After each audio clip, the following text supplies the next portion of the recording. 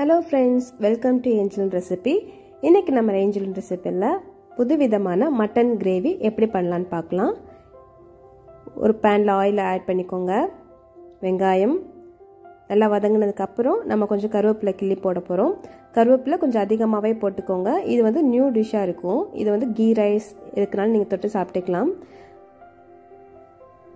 சோம்பு, ஜீரகம், மிளகு, பட்டை, கிராம்பு, ஏலக்காய். நான் கிராம்பு ஏலக்காய் போடல, ஸோ எனக்கு அவ்வளோக்கு இஷ்டம் இல்லை, அதனால நான் போடல. உங்களுக்கு தேவைன்னா நீங்கள் போட்டு வதக்கிட்டு அதை ஒரு அரைச்சிக்கோங்க.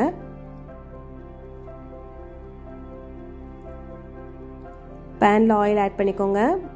பட்டை, கிராம்பு, ஏலக்காய் எல்லாம் போட்டு தாளிச்சிக்கலாம். வெங்காயம் ஒரு வெங்காயம், தக்காளி ஒரு தக்காளி, இஞ்சி பூண்டு விழுது எடுத்து வச்சுக்கோங்க. எல்லாத்தையும் ஒன்றா ஆட் பண்ணி வதக்கிடலாம்.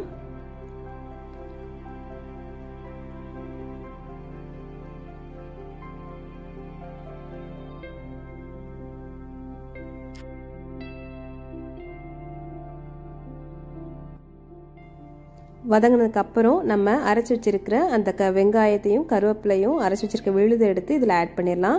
ஆட் பண்ணிட்டு நல்லா வதக்கிடலாம். உப்பு சேர்த்துக்கோங்க. மிளகாத்தூள் உங்களுக்கு எவ்வளோ வேணுமோ ஆட் பண்ணிக்கோங்க. ஏன்னா நம்ம பெப்பர் போட்டுக்கிறனால கொஞ்சம் கரெக்டாகவே ஆட் பண்ணிக்கலாம். மல்லித்தூள், மஞ்சத்தூள் ஆட் பண்ணிவிட்டு நல்லா வதக்கிடுங்க. மட்டனை ஆட் பண்ணிவிட்டு நல்லா வதக்கிடுங்க. எத்தனை விசில் வைக்கணுமோ அத்தனை விசில் வச்சு நல்லா கொதிக்க விட்டு இறக்குனா ghee rice கேத்த gravy ready. Thanks for watching.